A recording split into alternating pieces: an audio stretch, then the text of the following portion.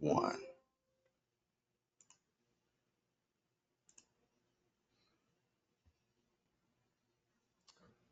Good afternoon, everyone, and welcome to the CDPH and CMA Virtual Grand Rounds.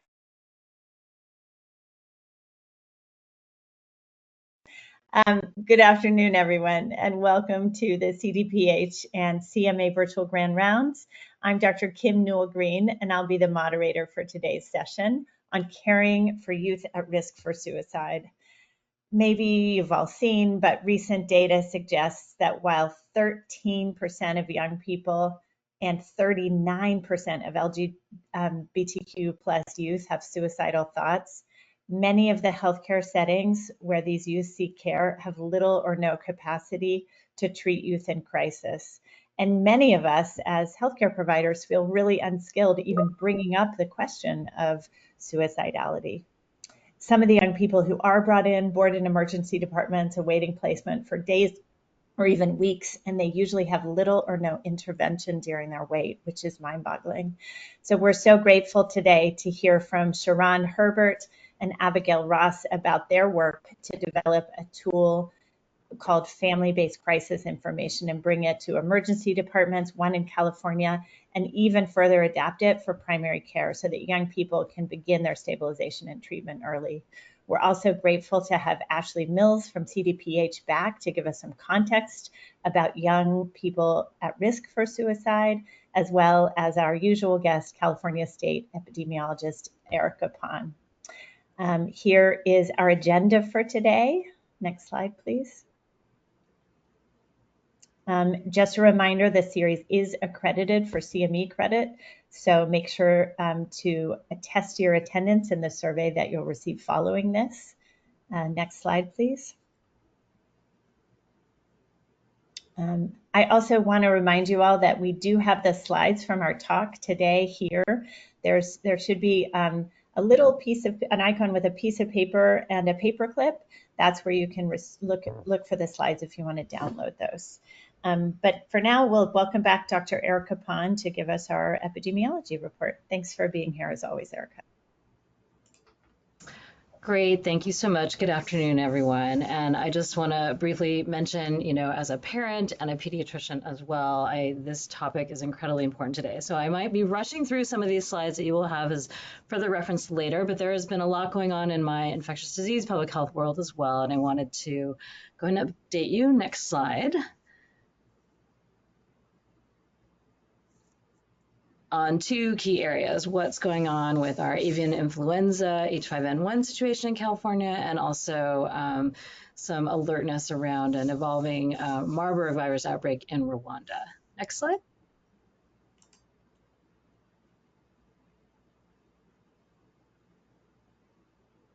Next slide. So we will start with an update on avian flu. I did touch on this last month, and as of yesterday, we have confirmed dairy cattle in at least 82 dairies in Central California or dairy premises. The California Department of Food and Agriculture is the lead agency on this, and what they do when they've been aggressively testing dairies, which is how they're doing this case finding or herd finding, and once they find a positive dairy, they quarantine the premises and enhance the biosecurity practices and do some movement restrictions and surveillance testing that is ongoing. Raw dairy farms are required to be tested already. There's only a few in California, and those had been required to be tested even prior to these recent other farms positive, and those continued to be negative. Next slide.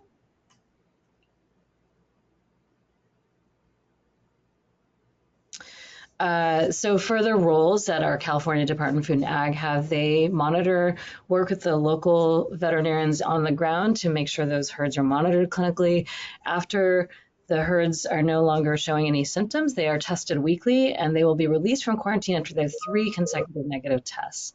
I have been hearing some of them are starting to test negative, but as I understand it, I believe they're all still in quarantine.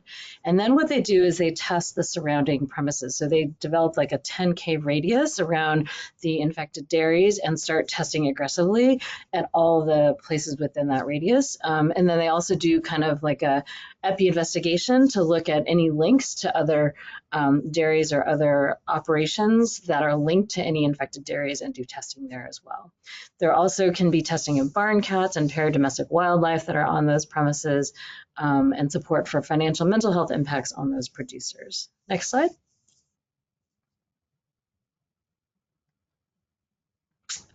So we are the most active state right now as far as infected herds, and I already mentioned as of yesterday there had been 82 confirmed herds. Idaho still has several herds positive as well, but thankfully a lot of the other states that had had prior infections in dairy cattle have resolved, and we are the most active state right now. Next slide.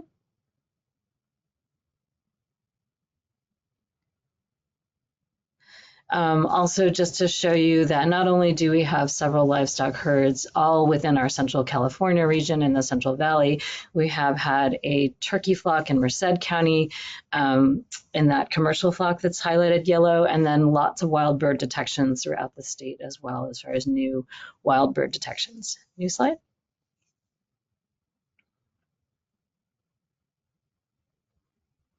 Also just wanted to share, there is ongoing influenza A monitoring in 73 wastewater sites in California, and then H5 specific testing is happening in about 54 sites in California. There are 3 of those sites in the Central Valley, including Turlock, Merced, and Lodi, and we have had sporadic low-level and sporadic detections in California to date at about 6 different sites. You'll see here that more recently we've had a few different ones. Mid-July to August, we had no California detections at all. And then in September, we've had, early on in September, we had Turlock in San Diego. And in the past 10 days, we've had detections in 5 sites, 3 of those in the San Francisco Bay Area. There's no obvious large volume dairy inputs or dairy farms in those areas to those wastewater plants, and ongoing investigation is happening to understand where those detections may be coming from. Monterey is also a new site where there's an ongoing investigation.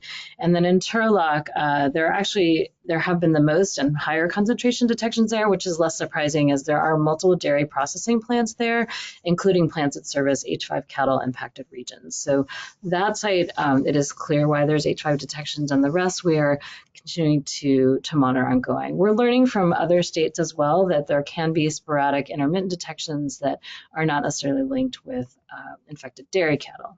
Next slide.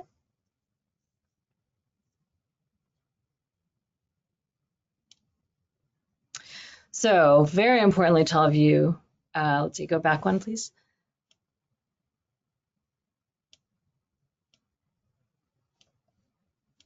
Could you go back one slide? Yes, thank you. We have very recently, just in the last few days, I'll just keep talking about, we are hoping to get to the one that talks about human cases, that we have detected actually 2 confirmed cases in California of human infection with H5N1. And one that has been positive here in California that will be tested by the CDC probably later today to confirm. As of yesterday, there have been a total of 17, actually now 18 with our presumptive case, if we assume that that will be confirmed. 10 of those have been following poultry exposure, all in Colorado. And then there was an initial case in Texas, a couple in Michigan, and a cattle exposure in Colorado. And then these 2 cases here in California, which we announced late last week, and then this presumptive positive over the weekend. There's also a case in Missouri that was picked up with enhanced clinical and sentinel surveillance for flu subtyping with no known animal exposure. Of the cases that have had animal exposure in the United States, all have had very mild illness. Most have literally just had conjunctivitis, including the 3 cases we've had here in California. There have been some reports from the other states that might have had some cold or flu symptoms, all mild, none hospitalized. There have been no evidence in the US of person-to-person spread. We're getting early results as well from our cases that have been whole genome sequenced with no concerning mutations that are concerning for resistance to antivirals or any mutations concerning for human-to-human spread. So the current risk to the general public is still low, and we really want to focus our priority on agricultural workers at risk. So those of you who do care for patients in the Central Valley or who work with agricultural workers, those are really who we want to be top of mind, thinking about making sure you're asking your patients about these potential symptoms. Next slide.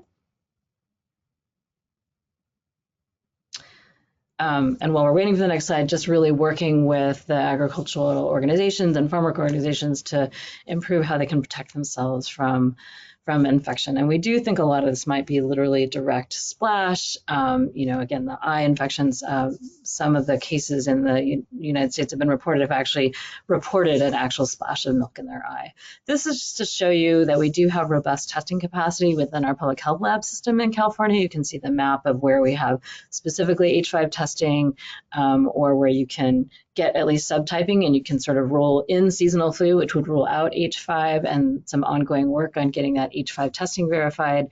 And again, many of your health systems and larger health systems can also do that subtyping to see if you have hemagglutinin 3 or 1, which would say it's seasonal flu, and if it's not, then you could forward it to a public health lab to look for H5 typing.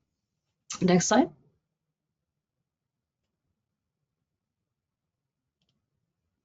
So I think for all of you as clinicians, I just want to continue to encourage you to consider thinking about if you see patients with conjunctivitis or other flu-like illness or acute respiratory symptoms, ask them about exposure to infected animals if they work on dairy cattle farms or poultry, if they've had any contact with wild birds. I think those are all things to think about if that's happened in the last 10 days. If you have any reported suspected avian flu infections, report to your local health department immediately. You can test for respiratory and conjunctival specimens and forward those to public health labs. Your public health department can help talk you through that. And then we do recommend empiric antiviral treatment for patients who are suspected or confirmed to have avian flu infection. And then following standard contact and airborne precautions when caring for patients suspected of having avian flu infection. Next slide. This is just some detailed instructions, also a link to our KHAN that we sent out, I believe in September, when we first had positive dairy cattle, about the specimens to collect. Again, conjunctival is really important if you have conjunctival symptoms, your patient has conjunctival symptoms, and then a nasopharyngeal swab.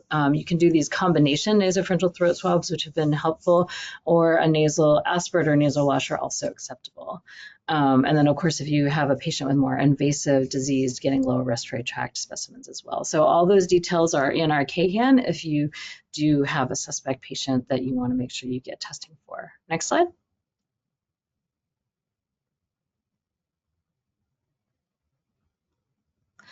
Now to shift gears to Marburg virus. There have been some announcements just as of yesterday and last week from the CDC and the World Health Organization about what's going on in Rwanda. Next slide.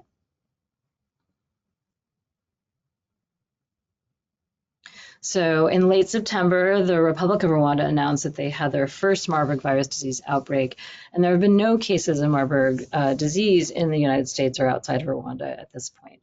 But as of September 30th, they had 27 cases and 9 deaths in Rwanda, and most of those cases involved healthcare personnel, especially those working in intensive care units with critically ill patients. As of today, there have been 56 cases and 12 deaths, and again, the majority of cases are in healthcare providers, many of whom were infected in 2 key healthcare facilities in the capital of Rwanda, in Kigali. So CDC has escalated the travel health notice to a level 3, which is really to reconsider non-essential travel to Rwanda, especially in these cities that are seeing the outbreak. And starting next week, travelers from Rwanda will be directed to 3 major US airports, JFK, Dulles, and O'Hare airports, which is where most of those travelers typically come in anyway, but they will all be funneled there. CDC is going to start working on site to begin entry screening at those 3 airports for risk assessment to determine what kinds of exposures those travelers may have had in Rwanda, and doing follow-up for symptoms. So they'll do if someone's high risk versus low risk, and there also is exit screening happening in Rwanda as well. Next slide.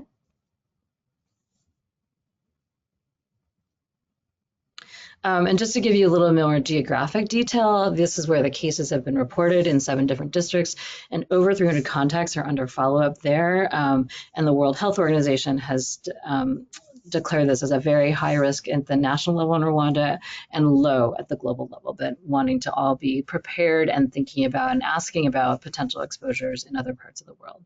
Next slide. So this is very similar. Those of you who have Remember a couple of years ago when there was an Ebola virus also in Africa.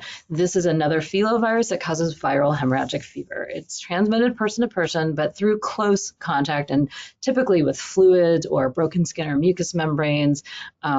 Direct contact with infected or diseased bodies has also been reported as a way people have been infected, and then direct contact with infected animals. It is not spread by airborne transmission. It is very much a direct, close contact, but has a high mortality rate. Next slide.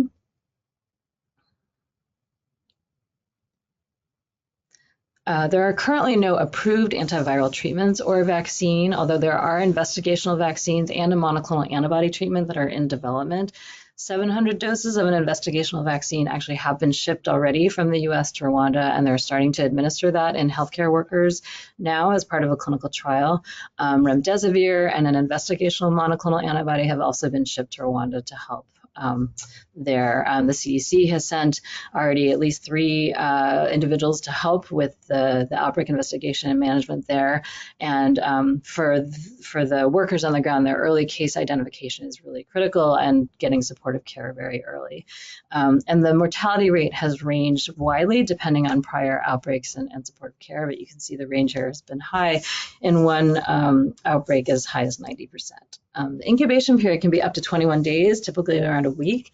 And you can see here a lot of the initial symptoms are very nonspecific, unfortunately, like many infectious diseases that start very nonspecifically. But there are things that evolve as far as rash with flat and raised bumps, often on the torso, chest pain and sore throat, in addition to sort of more flu-like illness, and then nausea, vomiting, and diarrhea can evolve. And then as the disease advances, like other viral hemorrhagic fevers, it can be much more severe and lead to liver failure, other hemorrhaging, and multi-organ dysfunction. Next slide.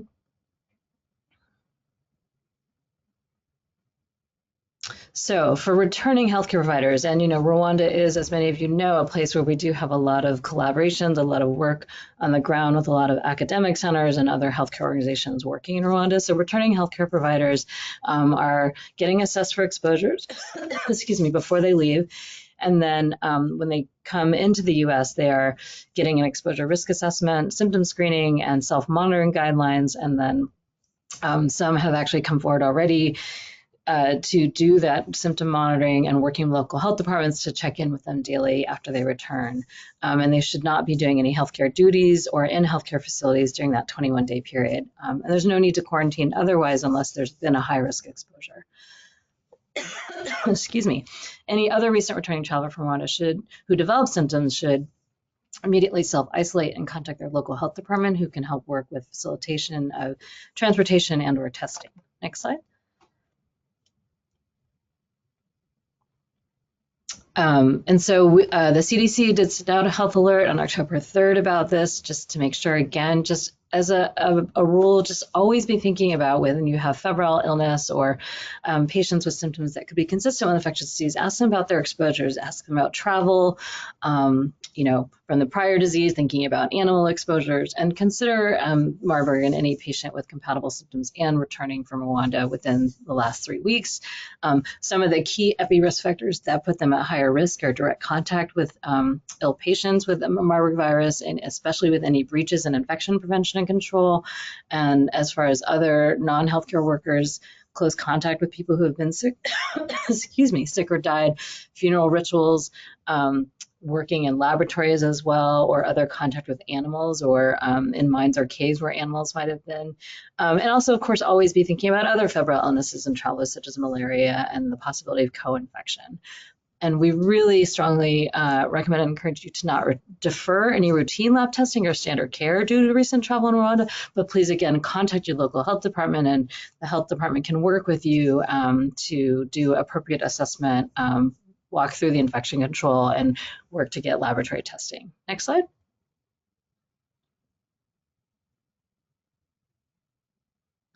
And just some brief information on infection control, which I'll kind of fly through, but these 2 slides have information about isolating the patient. You don't necessarily need airborne precautions when you are first assessing, but again, call your local health department immediately, follow their guidance. We do have 4 labs in California, actually 4 public health labs and 1 healthcare system and a special pathogens treatment center in Southern California. So we have several labs in California in both northern Northern and Southern California that can do the testing for Marburg and Ebola viruses. Next slide.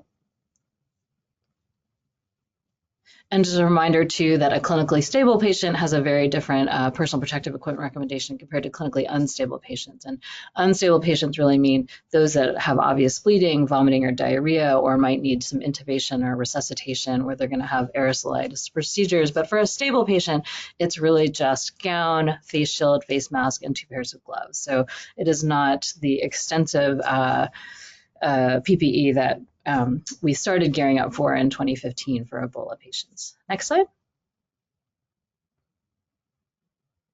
Just other resources are here for you. You'll have these slides with a lot of helpful links. And I believe, next slide, I think that is my last slide. And just a huge thank you to a lot of people that helped put all these slides together. And thanks to all of you in the front lines for helping ask the right questions and referring to public health when you need to. And I'll turn it back over. Thank you. Thanks so much, Erica. Super interesting news, and we're so grateful to have you as part of this series. Now I'd like to welcome back Ashley Mills. Ashley is the Community Wellness Assistant Deputy Director within the Center for Healthy Communities at the CDPH. She oversees a number of things, including the department's Injury and Violence Prevention branch, which includes the Offices of Suicide Prevention. If you want more of her amazing CV, please search her. But right now, I just want to let her talk. Thanks, Ashley. Thank you, and thank you so much for the invitation to come back and share a little bit about our really concerning youth suicide trends. For the sake of time and the rest of the presentation, I will be moving quickly through slides, but I just wanted to note that these are really serious trends that we're seeing amongst our children and youth. And so looking forward to hearing about the innovative solution that will follow this trends presentation. Just to give you some very high level overview of some of the statistics that we're seeing, and this can all be found on our Injury and Violence Prevention branch website, as well as our dashboard that includes all of this data, and it also includes our 2022 data. We will soon have 22 data trends reports released, but they won't be part of this presentation, but more to come in terms of these really important trends that we're seeing amongst our children and youth. So in terms of distress and psychological distress and self-harm, according to the California Health Interview Survey in 2021, 18.6% of Californians reported serious psychological distress during the past year. For adolescents, this is age 12 to 17, this reached 33.9%.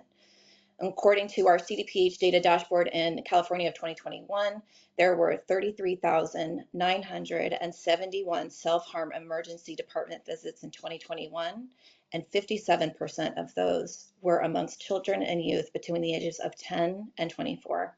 Next slide, please.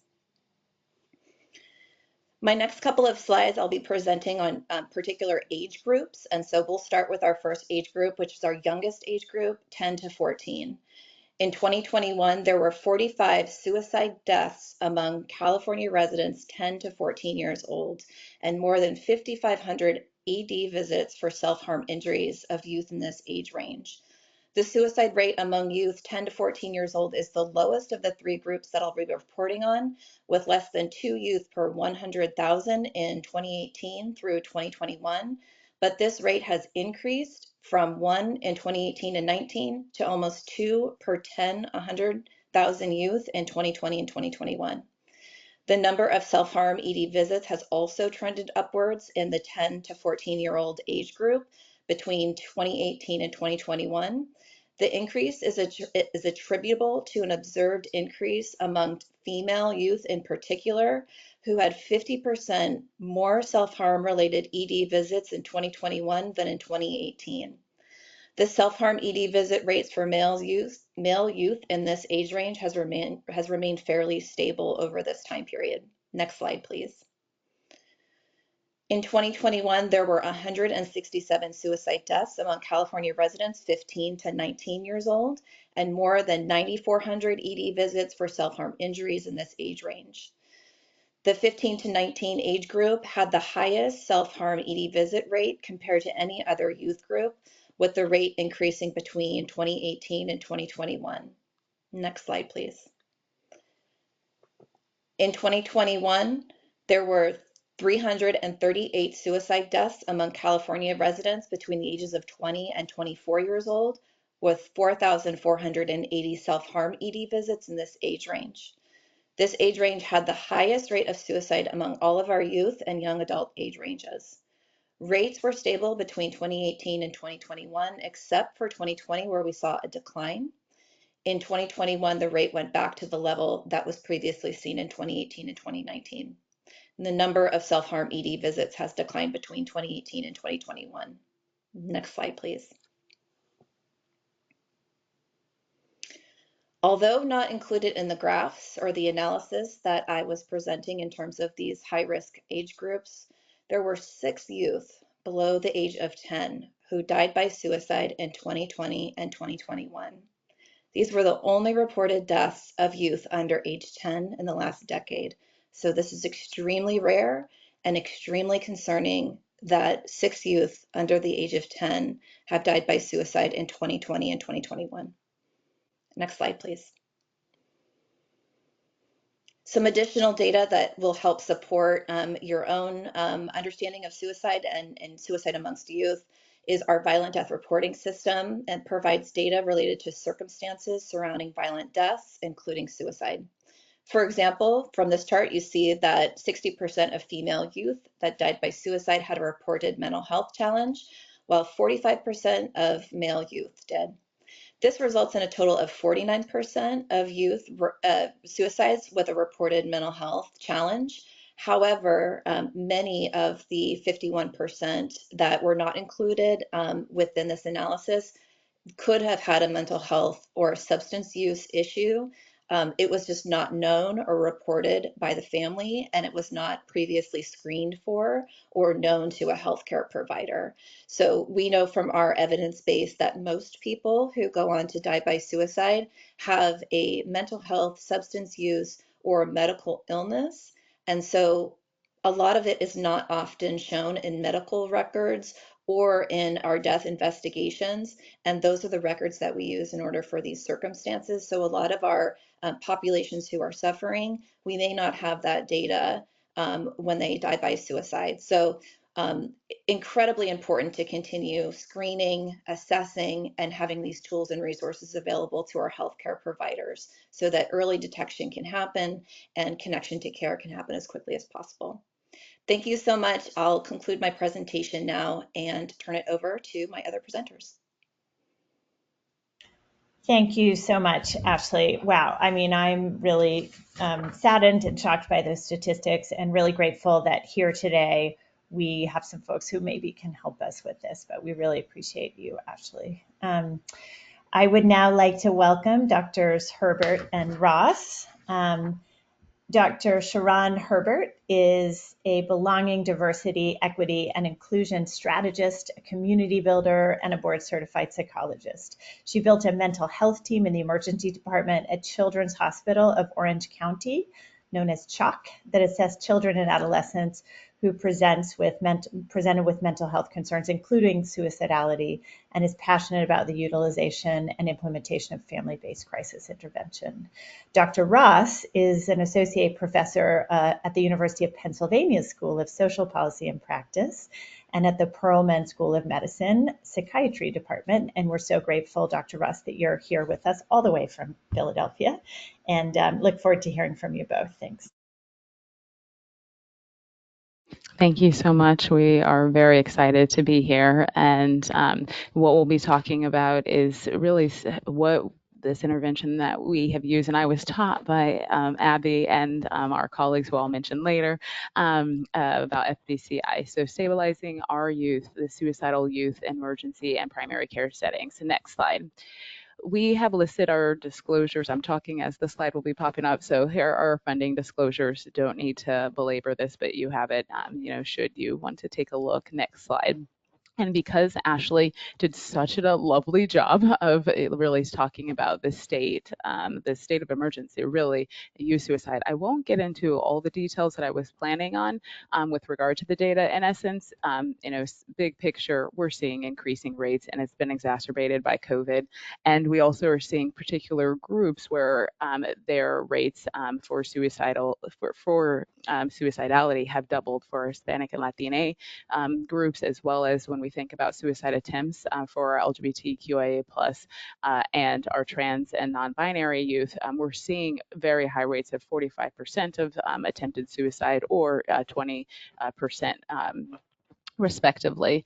And we also know there's a lot more attention specifically to our Black youth who we're seeing increasing rates. So they are also in crisis with regard to suicidality. And last, what I think is really important to note as we start to kind of look at the differences amongst minoritized populations, we don't want to attribute it to specifically race, gender, or any other social construct. We do realize that there are many things that can play a role, like discrimination and other inequities that they may face. Next slide, please. So one of the things we wanted to really talk about is what that cycle of care looks like for youth who are suicidal. So many of our youth who are suicidal are connected to a healthcare system. You may see them in your clinics, you may see them in the hospital, you may see them in the emergency department. And oftentimes, if they express that they are suicidal, what typically happens is that they are referred to an emergency department. Once they go to an emergency department, many of you know what this process is like. In essence, there's an evaluation that takes place from the medical and a psychiatric side, and then a determination is made. 70 to 80% of the time, what ends up playing out is that it's recommended that they go to an inpatient psychiatric facility. The question is, what happens when they're waiting? And we know that there's a lot of psychiatric boarding. Patients who are more severe tend to board for a longer period of time. Studies have shown that units may, quote, cherry pick, if you will, choosing the individuals who are at least acute as opposed to the more acute, kids who are expressing suicidality, and that's really to manage the milieu. So what we're seeing is this kind of reverse triage effect. In essence, if we were talking about a medical concern, someone was coming in with a high level of acuity from a medical standpoint, they're immediately going to the ICU. That does not play out the same way for our psychiatric patients. And what we know, so they've boarded, now they go inpatient, they get discharged, this becomes a revolving door. What we mean by that is that after one psychiatric hospitalization, we see that 60% of these youth are more likely to be rehospitalized. And now after two, we're at 200%. And we know that this health system is really not equipped to manage this. Next slide, please. So who does this impact? We know that this is not great for anyone. And we're talking about the people, so our patients, the families, as well as the system as a whole. And I'm not going to read every bit of this, but I think it's important to highlight, if we think about this system, the patient, we know that there are worse outcomes. And we also know that there are some folks who are more likely to board, and that could be folks who have behavioral concerns as opposed to medical concerns. They're in a kid and adult hospital or uninsured, publicly insured, as well as we're seeing these differences for our people of color. And then when we think about the care team, you have the families, and we know they're stressed and trying to understand what is taking place. And then we also have the impact of kids boarding and on the ED staff, and that can lead to turnover, being overwhelmed, feeling burnout. When we think about the organization now, increased hospital costs as well as the workflows is not how it was intended to be designed, right? So it's not playing out in the same way that we would have hoped, given the level of acuity and folks being taken to inpatient level of care. And then last but not least, most folks or entities don't want to pay for boarding. So there's folks that are on calls trying to get payment for a kid boarding many days, whether that's in the emergency department or if they board in inpatient medical. Next slide, please. So this leads to what Dr. Ross, Dr. Beth Worf, and Dr. Kate Guinness had developed at Boston Children's. They felt that there was a better way. There was a better way to treat these kids. And what that is something called family-based crisis intervention. And this is a brief intervention that is delivered in the emergency department. And we'll talk about how it's being adapted. Dr. Ross will get into that for primary care. But really what it does is it mimics emergency medicine. Let's assess, let's treat and reassess, and let's stabilize and discharge if it is possible. And there are 4 modules that are part of this process, but really the crux of this work is housed in developing a joint and unified crisis narrative. Those 4 modules are psychoeducation. We want to make sure people understand their health, so their mental health diagnosis, what's going on, CBT skills, so cognitive behavior skills that we can teach folks in the moment in the emergency department. Therapeutic readiness, let's ask, where are you at now? We've had some time together. How are you feeling about your level of suicidality, and also what's next for you in terms of whether you go home or maybe we get outpatient therapy and other things depending on the continuum of care. And then the last piece, which is so essential, is that safety planning. We need to make sure that we set these youth up for success with those families. And with that being said, this kind of gets to this theory and the guiding assumptions. There are many pieces and components of this, and one is the crisis and opportunity. Most families are going to be a little bit more open to change during this period of crisis when they present to the emergency department or if it's a primary care setting. We believe that there's a breakdown in family communication, and that is often contributing or a precipitating factor to the presentation, why they might be suicidal or have had an attempt. When it comes to empowerment, we believe that families truly can be empowered to be the coaches and facilitators of their child's treatment. And having done this for many years in the emergency department, is a wonderful thing to see a family come in a complete crisis and walk away feeling they have some tangible steps that they can take to help their child, and the child also has those as well. Number 4 is that if someone is able to support their child in the midst of crisis, that we believe that they would be able to continue to provide that support during post-crisis. And lastly, which I already said, which is the crux, it is so important to co-create for the child, the youth, and the family, whomever that entails, to develop this unified joint crisis narrative. It's very integral to the work. So I'm going to hand this off to Abby. Next slide, please. Thank you, Sharon. And I consider you one of the developers as well, because you have carried the FBCI torch so far. And so what I wanted to do is talk a little bit about the original randomized clinical trial that we did back at Boston Children's. It was actually not too long, I think, after Sharon, you finished your training there. And so what we did, it was about 142 to be exact, adolescents and their families were randomized to either receive FBCI or treatment as usual. And what we found is that FBCI patients were significantly more likely to be able to be discharged home with outpatient mental health care relative to treatment as usual. So about a little under 40% of patients receiving FBCI, I want to say 38% of FBCI patients required inpatient hospitalization, compared to nearly 70% of treatment as usual. So there is this group in the middle that we were able to shift to a lesser restrictive level of care, if you will. Caregivers in the FBCI component, so the family members, reported significantly higher levels of family empowerment and also satisfaction with care at post-test relative to their counterparts in treatment as usual. And that also included FBCI patients who were hospitalized. So of course we want to go with least restrictive level of care, but some people are still going to require inpatient hospitalization for safety purposes. Those families still were more satisfied with the care that they received, meaning FBCI, than treatment as usual. I think this is our favorite outcome always, right, Sharon? There were no deaths in either group during the follow-up period, and anecdotal comments from families were pretty positive overall. I will also point out that, and this is kind of an artifact of the disposition, FBCI patients were significantly less likely to board relative to treatment as usual. Next slide, please. So what we wanted to do in the next step of kind of intervention science, we wanted to see, well, can FBCI be used under real world conditions in other organizations? And we were so lucky that Sharon had taken her leave and had built that mental health emergency services team over at Children's Hospital of Orange County, because that was one of our transportability sites, along with Boston Children's Hospital. We counted it as a transportability site because it was an entirely new group of staff who needed to be trained. And then UNC. And there were some differences across the site. So UNC was a combined child adult hospital relative to Boston Children's and also Children's Hospital of Orange County. UNC had a lot more folks working in their Department 20 compared to 8 and 6. And then the insurance coverage, which I think plays a big role. In North Carolina, not universal health insurance coverage at the time of the study.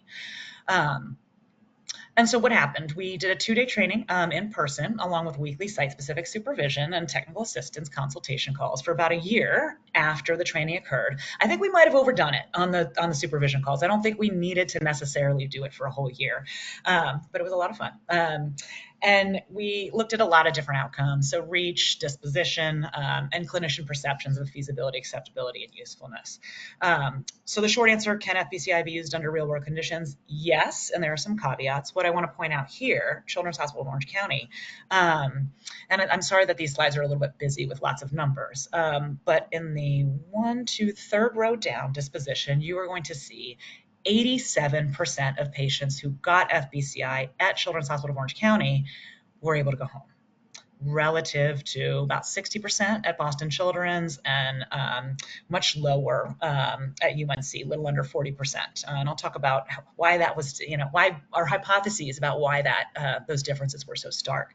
And we also saw higher levels of clinician perceptions of feasibility and workability and usefulness at the pediatric hospitals relative to the mixed ED serving pediatric and adult patients. Next slide, please.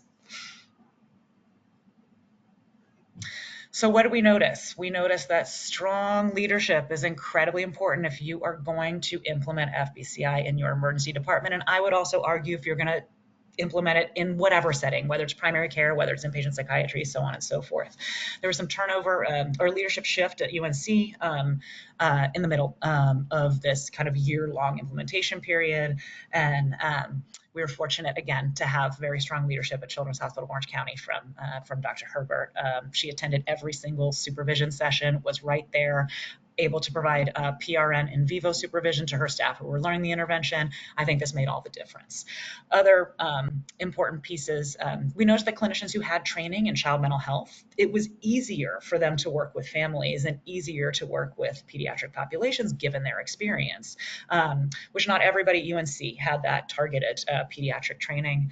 I do think that the availability of outpatient resources, so just another plug for Medicaid expansion and universal health care, both Massachusetts and California had universal health coverage at the time. UNC did not, and also a continuum. So UNC in North Carolina, they had inpatient or outpatient.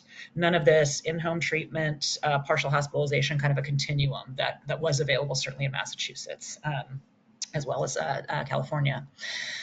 Some barriers, some clinicians, and I think this is just par for the course in any profession, like the way that things are being done, and change is hard, so there was some resistance and maybe some fear and around considering alternative options to inpatient hospitalization. At the time, certainly it was the kind of standard practice to hospitalize suicidal patients no matter what for safety purposes.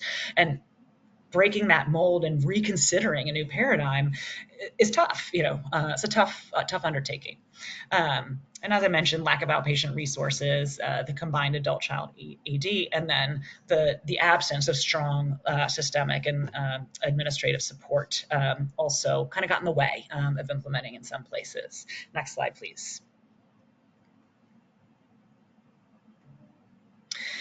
And so one of the things after completing this transportability trial, yes, we were so excited. It was not just a Boston Children's Hospital specific thing, and that this could be taken to other states and other sites. We also got really interested in, is there a way to maybe prevent these emergency department visits from happening altogether if folks do not need to be hospitalized? Because the ED, not a fun place to be. Even if you're getting something like family-based crisis intervention and you learn some things, it's still a tough experience, I would say, kind of all around. And one of the main sources of referrals to the emergency department is actually primary care. So we thought, hey, maybe there's a way to adapt FBCI for primary care. And we also know that 90% of suicidal kids had been seen in primary care within the past 12 months. Nearly half of those who died by suicide saw their PCP the month prior to death. About half of PCPs encounter suicidal adolescents and may or may not know kind of how to manage this. And we also knew that nearly 80% at the time were not screening for suicide, which is a very large missed opportunity. And with that, I'm going to ask for next slide, and I will pass it back over to Dr. Herbert, who's going to talk about screening and why we should do it. Thank you.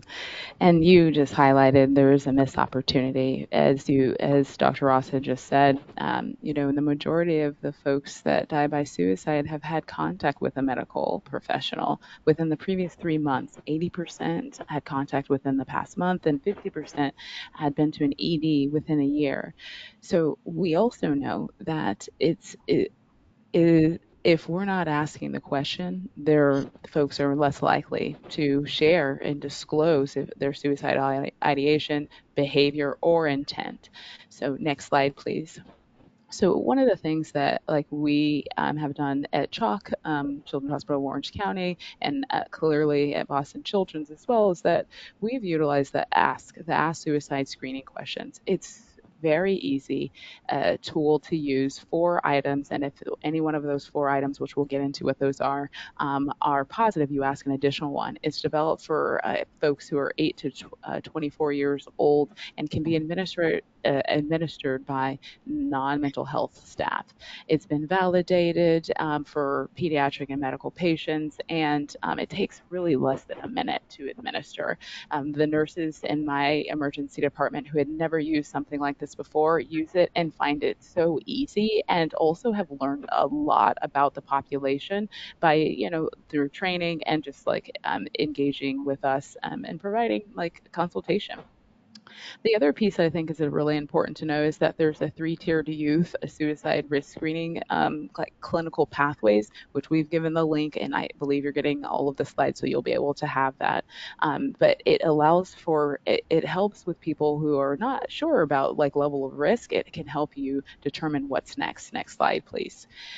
So with that being said, the Ask Suicide screening questions look like this. We're gonna, you'll get to see it a little bit more closely, but we wanted to highlight the sensitivity and specificity on this.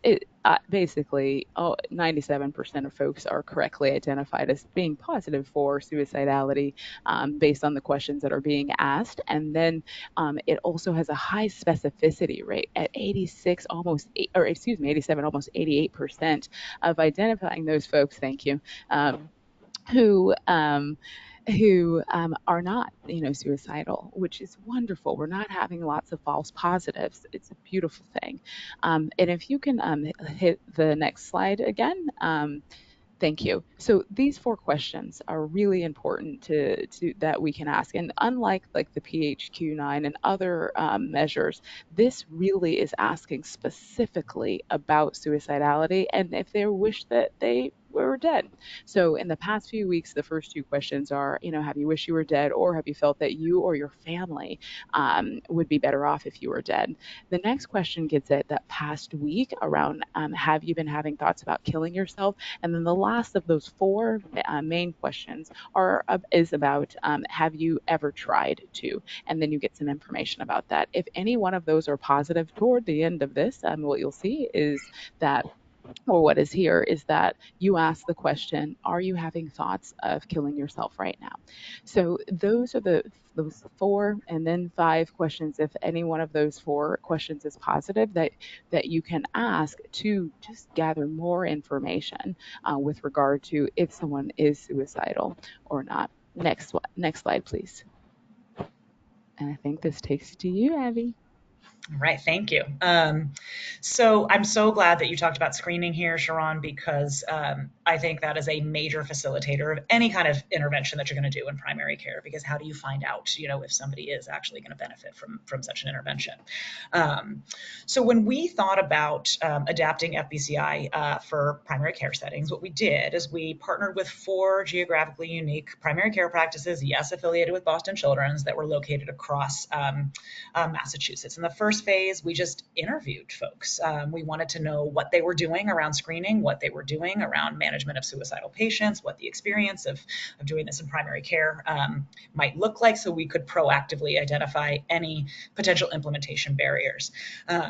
What we did not ask about during phase 1 was COVID, which we did not anticipate and ended up occurring at the same time as the second phase, the uncontrolled pilot trial with the 4 sites. So during that time, we worked with sites to establish suicide risk screening protocols. Able to do it with 3 out of the 4 sites. One site just really didn't want to screen. They were happy with the way that they were detecting suicide.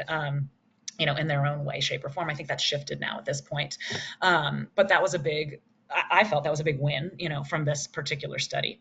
And then we adapted FBCI to be potentially spread out over several sessions. So in the ED, it's 1 session because it's 1 visit and people are discharged when they're discharged. In primary care, they could be going home, and coming back the next day or coming back the next week and that kind of a thing. So we worked on sequencing the various modules to occur at different time points if, in fact, the visit was going to be, or the intervention was going to be spread out over multiple visits.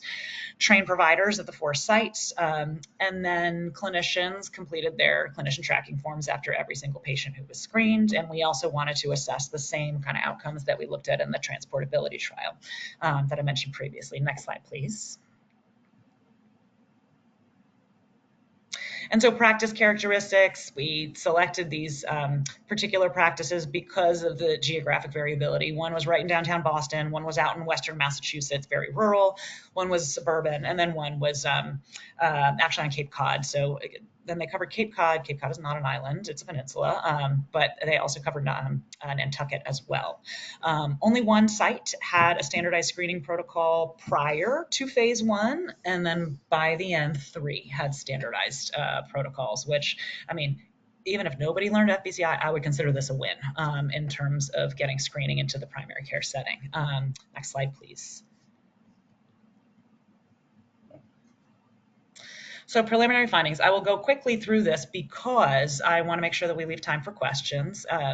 We use several implementation kind of gold standard measures of feasibility, acceptability, appropriateness. Clinicians rated FBCI highly on each of these metrics in terms of, is it feasible to do FBCI in the primary care setting? Is it acceptable? Does it kind of fit with the kind of integrated behavioral health mentality? And then also, is it appropriate, meaning could patients benefit from this? Highly rated.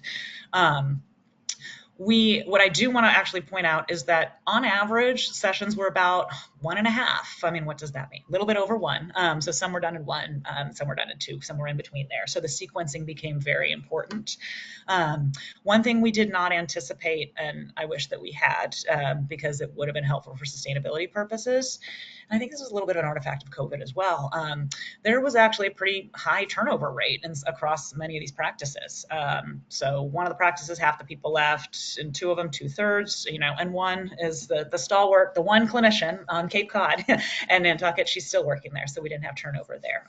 But I think that was a lesson for us in terms of our training and how we would support people in learning this intervention. Got a plan for those boosters and that potential turnover. Next slide, please.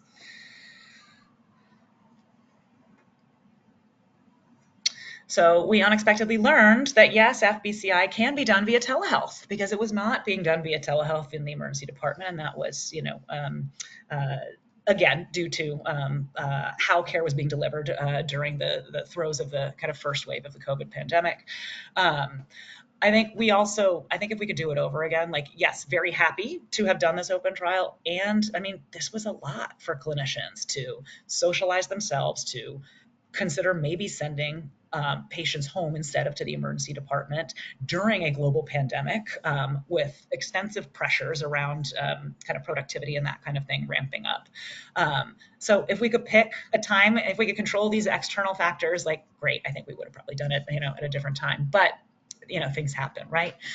The other thing we learned, every single one of these primary care sites used a different electronic health record configuration. So pulling those patient level data out was a real experience, I guess, put it that way. So planning for that ahead of time, I think, would have helped us out a lot. The other piece around the sequencing, and I do want to mention this because if anybody's interested in FBCI in primary care, the modules to get done in the first session begin the joint crisis narrative, do the safety planning. You can do the therapeutic readiness and the CBT skill building in session 2, because then that can transition right into suicide-specific CBT or something, if the patient is actually going to be coming back to see their behavioral health provider.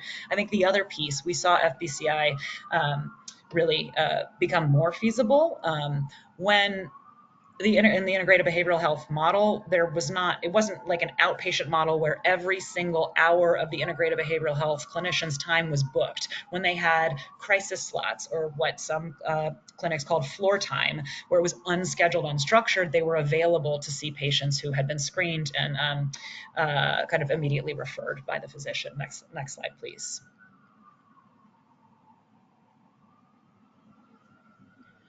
And to summarize, thank you all for coming. There is a national emergency. We do need to address suicide. Primary care is an opportunity. Emergency department is an opportunity. Not everybody needs to be hospitalized who expresses some level of suicidality. FBCI is a brief family-based intervention. It has been shown to be feasible, acceptable, and appropriate in primary care and in the ED. And it works best when screening has already been done. And with that, I will stop talking and end the slides and turn it back over to Dr. Kimberly Newell-Green. Thank you for having us. Thank you both of you and everyone on this jam-packed hour of information. As you all know who have been part of this before, we really try to spend a lot of time answering your questions, and there's so many good ones this time, and this is clearly an area where a lot of people want more information. So Abby and Sharon and Ashley, and of course Erica, we maybe will have to do something else with the CMA and CDPH to really bite in more deeply to this area of suicide among all people, but especially among our young people. The one last question at a minimum that I'd love to ask is, what do folks need to do if they want to implement a program like this in their setting, in a county, in a primary care office? How can we move forward as a community of healthcare providers who care about this and make this work happen for our own settings?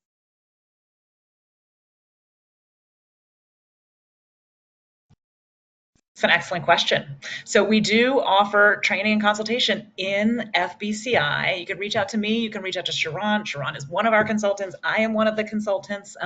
So we have an entire package that can be tailored to you and your setting if that is something that you are interested in. Reach out to us. Happy to have a conversation about how to make that happen. And in the short term, if you're serious about this and you're not screening yet, hop on it, because that's the first step, and that's going to make everything else that much easier in terms of implementing a response.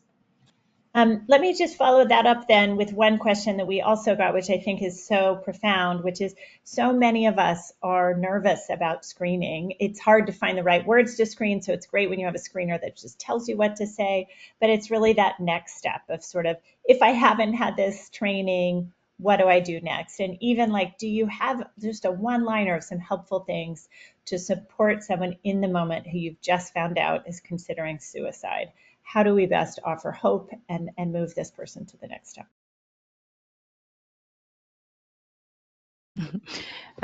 So we had talked about the Ask Suicide screening questions, and there has been, and IMH has done a wonderful job of like, what's next for folks. So if they answer yes on any of those items, then you ask that fifth question, yes or no for that, they have the next step, which is the Ask Suicide screening questions, BSSA. Now it's escaping me what it's for,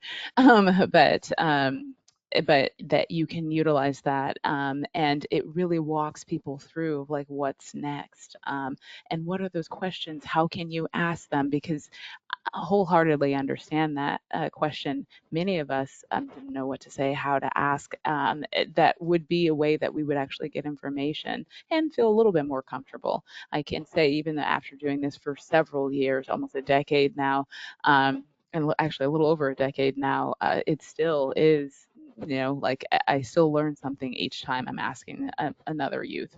So there's the Ask Suicide Screening Questions, or the ASQ BSSA. Literally, you could put that into Google, it will pop right up, and you will be able to get the form. And it's sometimes, depending on who it is or what setting you're in, it could be 2 pages, 1 page. Wonderful. Well, unfortunately, this is all the time we have today. We'll try to find ways to readdress this. Thank you so much for your time. I just want to remind all the folks that the little paper clipped piece of paper icon, you can get the handouts from today. And thank you, Dr. Ross and Dr. Herbert, for putting your contact information in there so anybody can have that. I also want to thank Ashley and Erica. Just a reminder to everyone, you will get that survey at 5 p.m. so that if you want to attest to your attendance, you will get a CME certificate within a week. This session is always recorded, so go to covidroundsca.org to find the recording and send out to other folks who missed it today.